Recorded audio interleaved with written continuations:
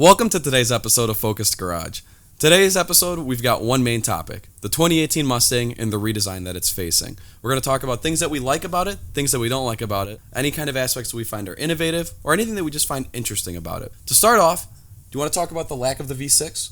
Yeah, let's talk about how they get rid of the V6 finally, actually. Yeah. That was a fantastic engine, but it was kind of overruled by the four-cylinder EcoBoost engine they have in there.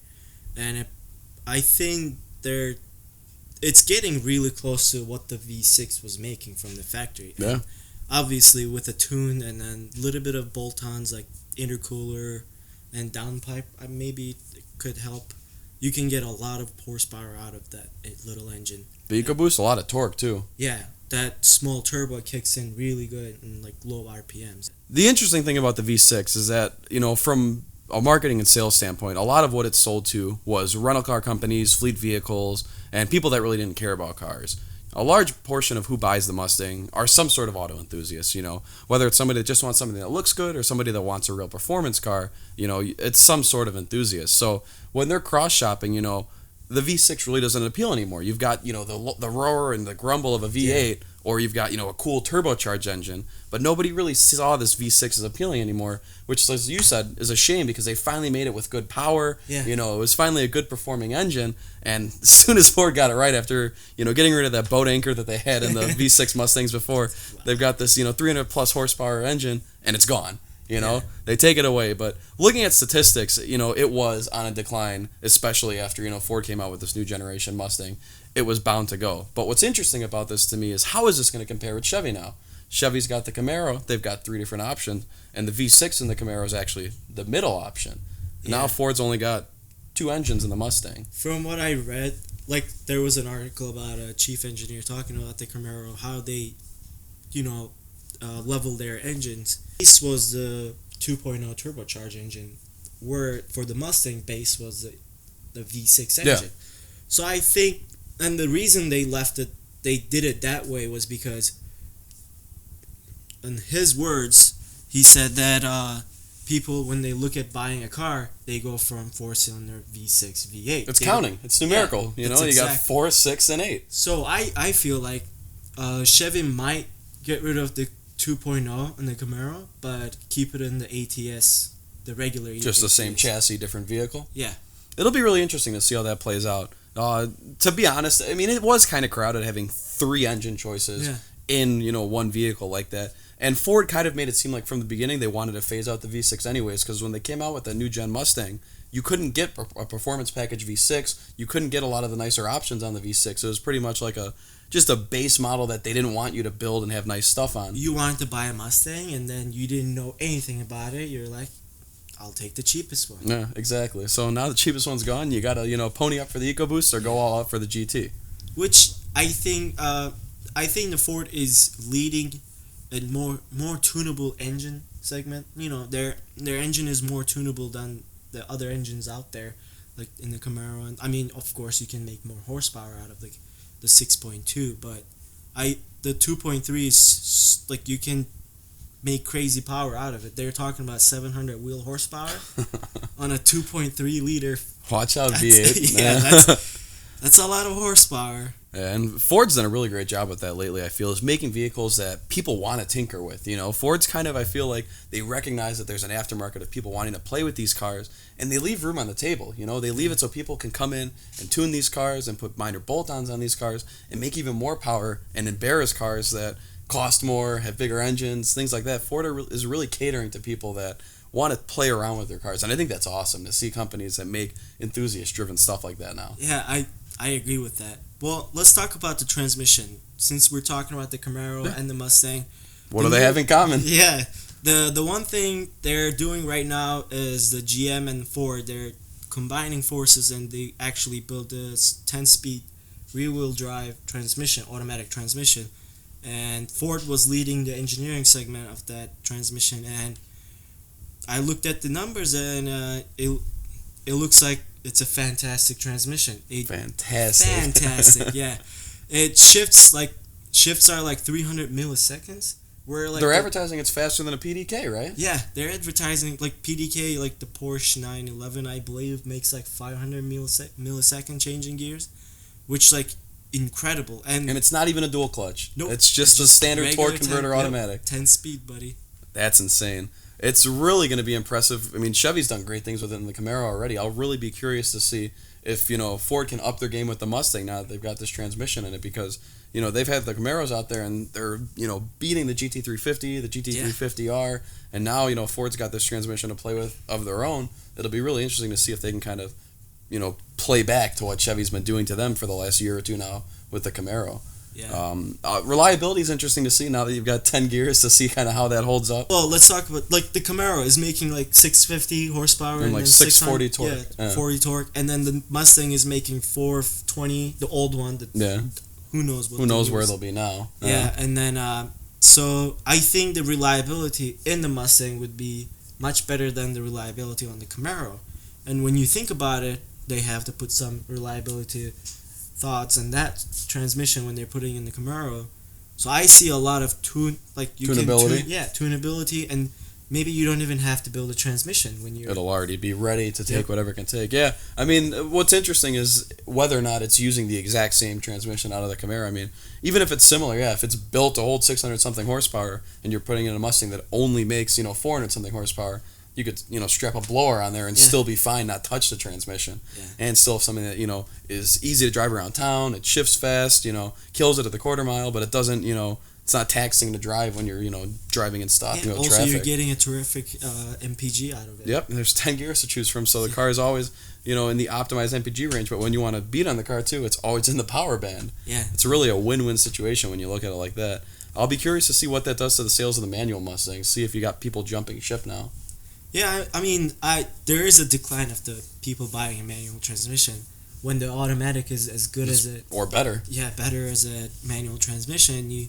With this transmission, you don't even have to have the dual clutch, and you still get that, performance out of it. It's faster than most dual clutches, or at least they claim for it to be. Yeah, we'll see how it goes. So, we forgot to talk about the new 5.0.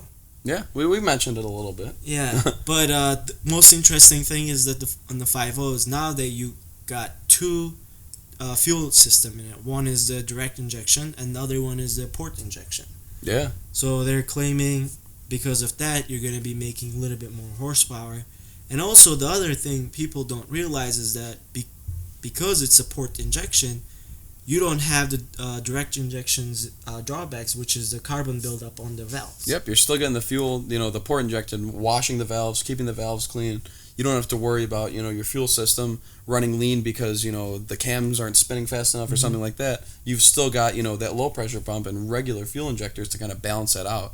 Tunability-wise, that seems awesome too, because if you're going to mod the car and you're going to need more gas, it seems like since it's double supplying it, it's already there. So I can't imagine, people needing to upgrade whole fuel systems now to run E85 or, to throw a blower on the car, boost the car, something like that. It should already all be there.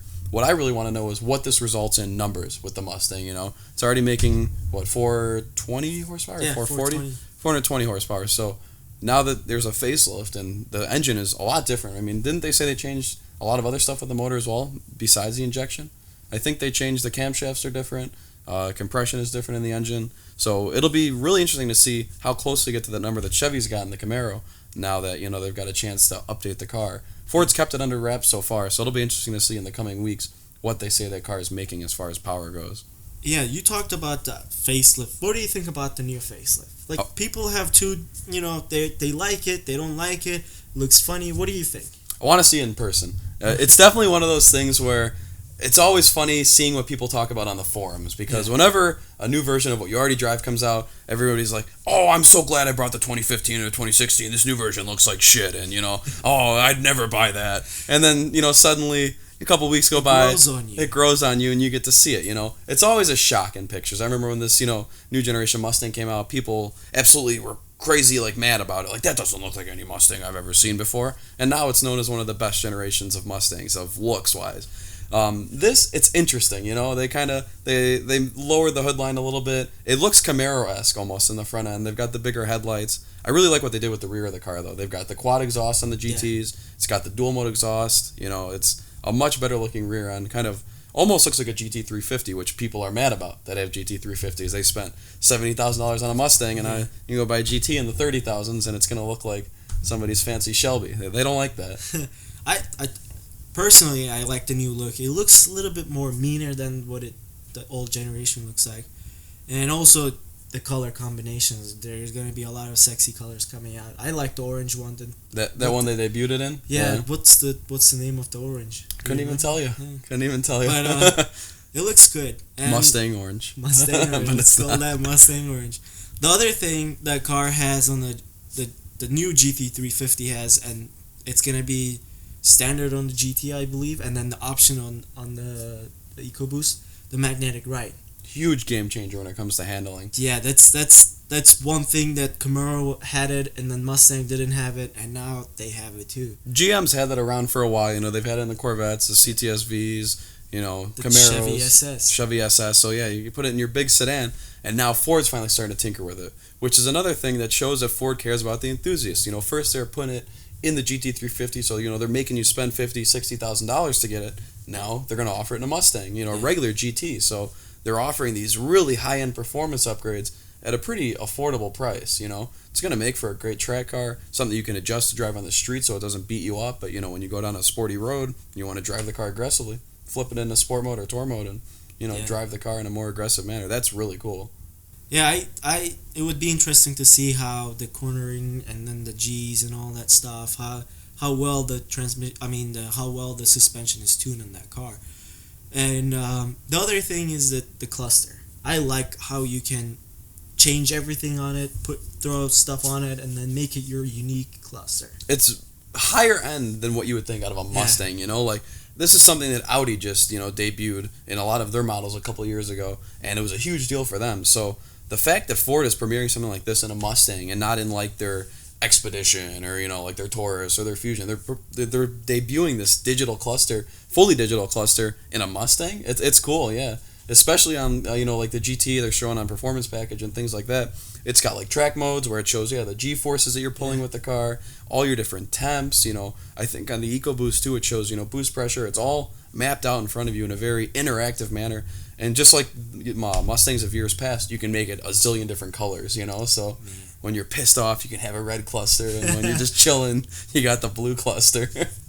That's the one thing I wish our Focus ST had, because it would be really nice to have we have that little the cluster little screen over there. I mean, hey, Fiesta's got nothing. I know, but it would be really nice to have it on the cluster, and then I don't have to look on the side and it's just right there, and then I can change it to different real digital boost gauge, things like that. And that's something I think you'll see as time goes by with more modern cars, that just digitalization inside of cars is really going to just go through the roof. I mean, I think the days of needles and dials for tachs and speedometers, it's going to go away completely. I mean, you can never be more accurate with a needle than you can be with a computer. Yeah, do you remember that when they first released the Lexus LFA, they said that the engine was revving so fast the needles couldn't keep up. Yeah, they made it all electric. They had to, yeah. They couldn't have a tachometer that was fast enough to keep up with the revs of the engine. So, the move to digital, not only does it make it more accurate, but you've got this playground now where you can go in and set it up how you want to set it up. And for the really gimmicky people, you can have it where you can set the colors, and I'm sure you could probably have it where you can have a background and have, you and your girlfriend or you and your kid or something like that when you turn on your car. Just really warm your heart.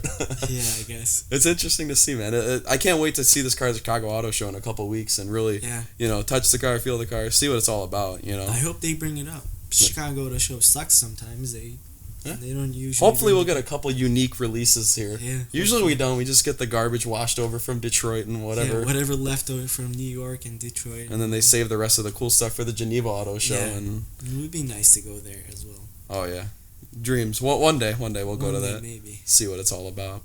So that about's gonna wrap it up for this episode.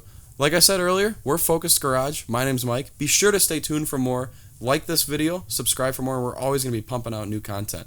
Write down in the comments below what you think of the new Mustang. And my name is Onder, and thank you for watching and spending time. And please let us know what you want us to talk about. And maybe we can talk about it next week. Yeah, we want to make this as user generated as possible. So, we'd be nothing without the people watching our videos. So, share this with a friend, share with a coworker. Let us know what you want us to talk about, because we want to make this interesting. We want to make it fun. Yeah, absolutely. Like us, comment, and subscribe. Until next time.